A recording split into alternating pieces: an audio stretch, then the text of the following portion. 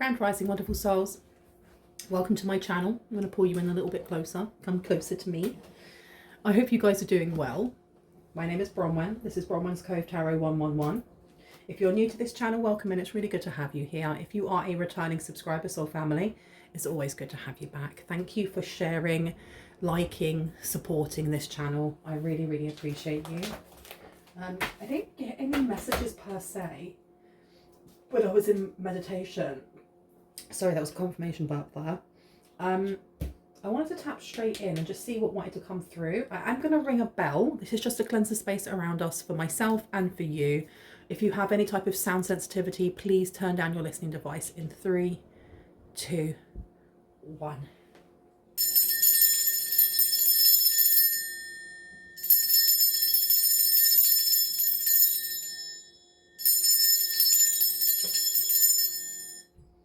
There's something about the crown chakra. I felt that as I was ringing this bell, I was kind of guided to ring it over my head and over the camera so that you get that sound as well. And also the painting that I have in front of me is of a wood nymph, and I was kind of called to do the top of her head as well. Now I've been really called to what, the tea leaf straight away. Yeah, I'm told to go for the tea leaf straight away, so we'll see what would like to come out. This usually comes, these are the deck, this is the deck that I usually use right at the end, so we'll see. Okay, so far we have a lion and an apple, and the lion is in reverse and it says time to act. Making sure you can see that very well. Let's put you there. We then have apple, temptation will test you.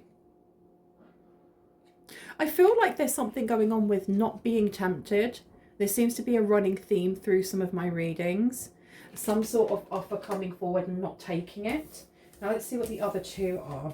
Lily, spiritual love has come through. There you go. Let's pop that one down. And we also have temporary problems coming through. Should I take another one? Yeah, I'm going to take one more off the top. Yeah, let's see. Increase your efforts if you want to achieve your goals. Okay. Let's see what wants to come out when it comes to a deck. What deck would you like? Yeah, I thought so. I saw those calling me. I hope everyone's doing well. I hope you're having a good day or evening wherever you are in the world. Let's see what would like to come out. What's going on with this time to act? Lion in reverse. Lions always give me the 5th house, Leo. Drama, pleasure, romance, creativity. What's happening here with not taking some sort of offer, not being tempted by anything here? What's this card? King of Chalices is coming out in reverse. Okay. I've been told to put it back. Let's have a look. We have a lot of 2s. 2 of Wands in reverse. And I'm putting that down over time to act. Yeah, something here about choosing the path or not wanting to choose a path here. Like some indecisiveness is coming through here. We also have the 2 of Pentacles. The 2 of Pentacles in reverse is a transition already made. Sorry that that's not focusing today. Yeah, it's a transition already made, because when you think of the 2 of Pentacles, it's juggling 2 things and going, which one should I go for? I'm not sure, I'm not sure. But it being in reverse, one of those pentacles has been put down. The other one is the investment, right? And it seems here, no, them both being in reverse, it's almost like there was indecisiveness, but a choice to do nothing is still a choice. It's still a choice. Tell me about this spiritual love then. What do we need to know about this spiritual love?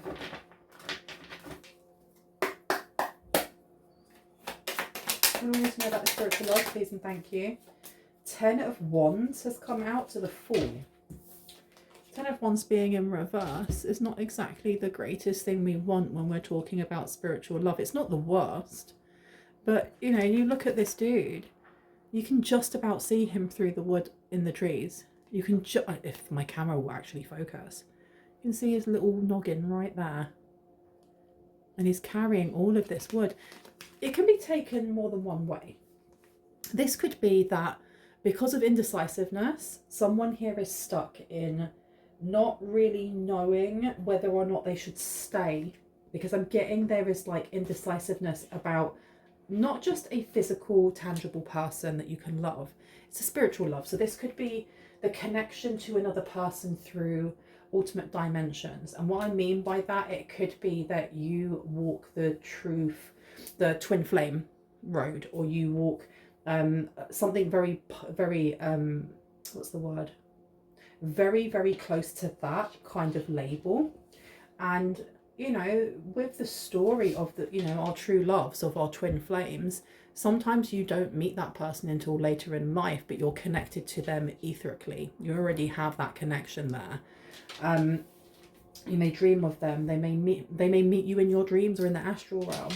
And it seems like up to this point here, we have this energy of umming and ahhing, and then making a decision on whether or not you wish to stick it out, or someone wishes to stick it out with someone they see as true love, that either they have met and there is a lot of distance, or there's a lot of obstacles and you are not together, or someone that you have not met yet. Okay, because we have the Fool card coming out. This is saying that there's a new beginning coming in. There is a new beginning, and I don't know, the new beginning could include this person, or it may not include this person.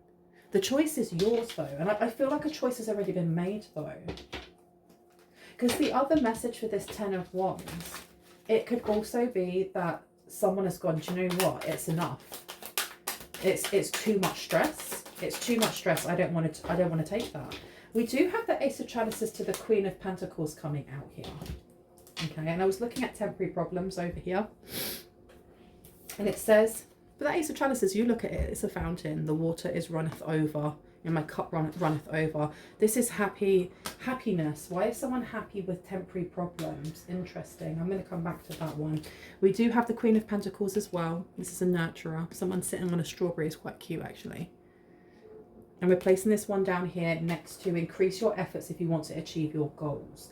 So I don't know if somebody is fantasizing a little bit too much when it comes to a specific person, or romanticizing the idea of a twin flame or a true love or their divine counterpart, but isn't actively doing anything to go out and meet them. And I don't say that with judgment. I say that just as this is what's coming through. Okay, we have the Hierophant and we have the Star. So the Star is being seen by others, you know, being lifted up and heralded amongst all these other stars. You're the one that's picked, or you're the one that's being seen, because all of us can look up into the night sky and see the stars, right?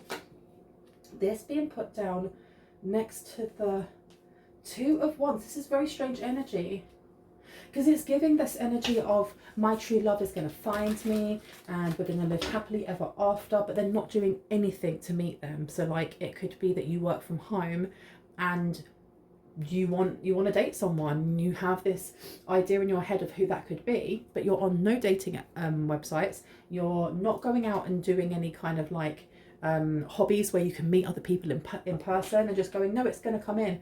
The universe will meet you halfway with the energy that you put out. If the energy that you're putting out is just almost like romanticizing the ideal of someone without putting any energy forward, I heard someone's ancestors say you'll forever be alone, and that's horrible. You won't forever be alone, but you're not going to be attracting in the energies that you want, because the energies that you want is someone proactively either chasing you or at least showing interest, right? We have the Devil coming out here. The Devil coming out in reverse is really, really good. It's a really good positive vibe card here, because it's stating that something here has been healed, or there has been a decision to heal against things that maybe test whether you are distracted easily. Now this could be you, or this could actually be the other person, the person that, you know, you are willing in, and they're also willing you in, and they may be in the same energy as you. We also have here the Hierophant. The Hierophant is something legal. It's giving the energy of learning something more, or needing to investigate something more. when it comes to this spiritual love, when it comes to what it is that you are manifesting in or wish to manifest in, okay? And I don't know why it came through so harsh at the start of the reading. Please know that I don't judge you for, you know, idolizing or romanticizing or anything like that. You know, we're allowed to have a little bit of escapism now and again.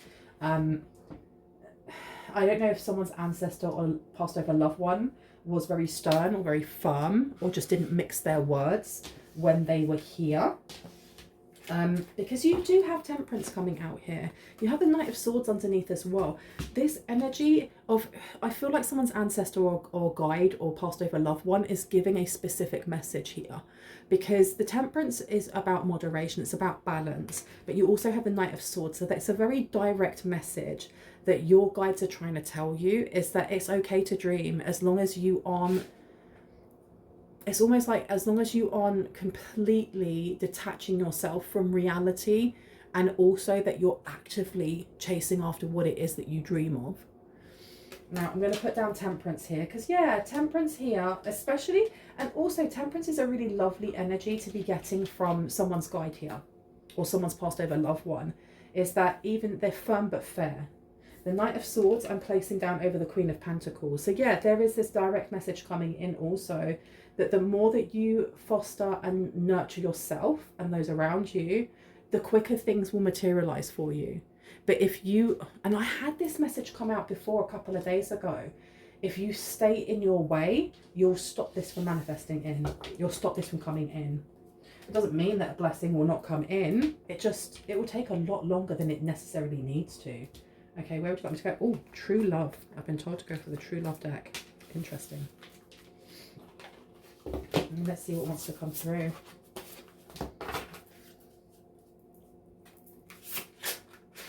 Actually, let's give it a little bit of a shuffle.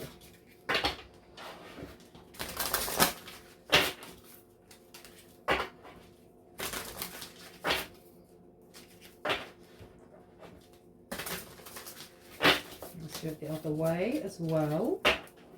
A good measure. Something falling the wrong way. I feel like someone here, when they put themselves outside of their comfort zone when it comes to being vulnerable or reaching out and meeting other people, may feel awkward. There's something about feeling awkward and like all arms and legs. Like think back when you were a teenager and you're going through puberty. You just feel awkward in your own skin. Like saying hello to the opposite sex or the same sex or whoever you're into can be really like intimidating and uncomfortable and exciting and worrisome at the same time, and I'm getting that vibe from someone here. Okay. So let's just see what would like to come through. Okay.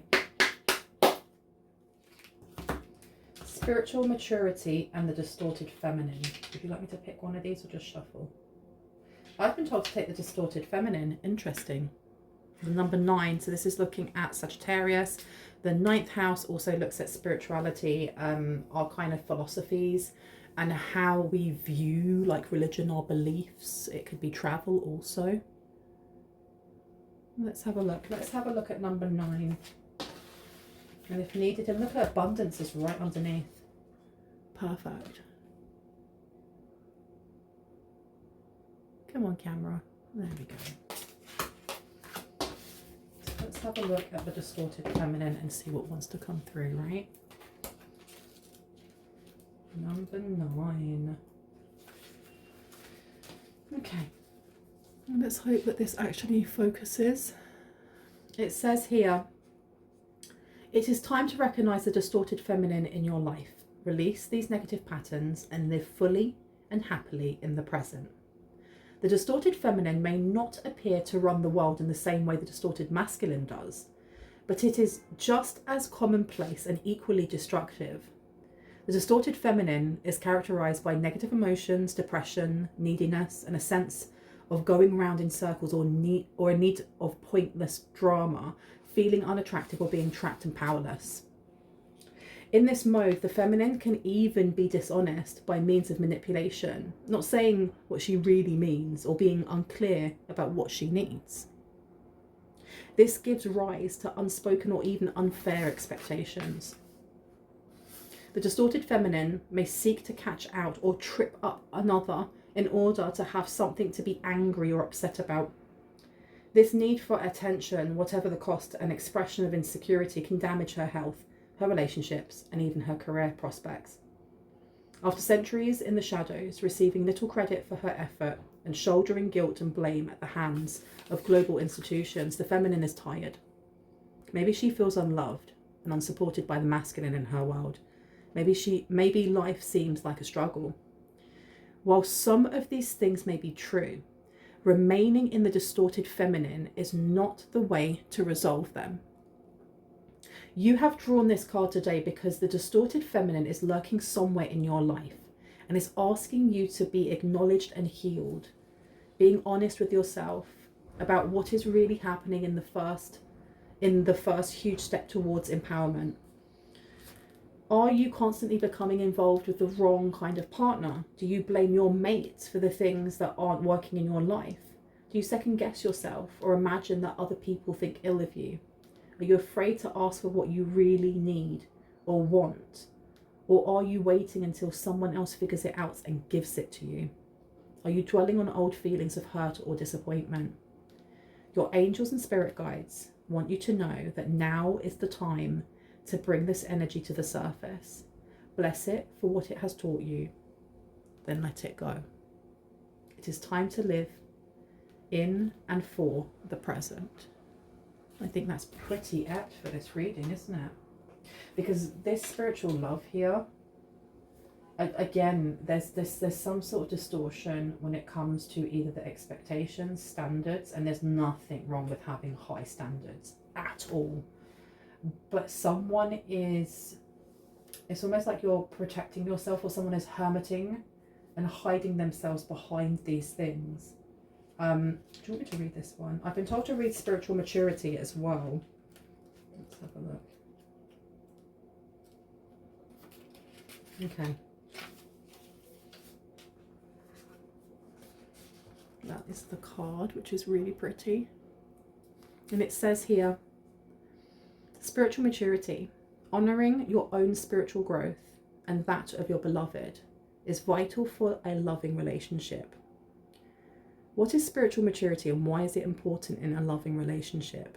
Take a moment to think about how you would answer these questions. Spiritual maturity will also take into account spiritual compatibility.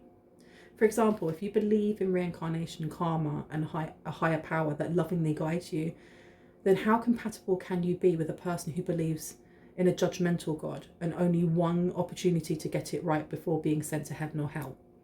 Being spiritually mature means that you can accept another person's views while being able to choose the best match for yourself wisely.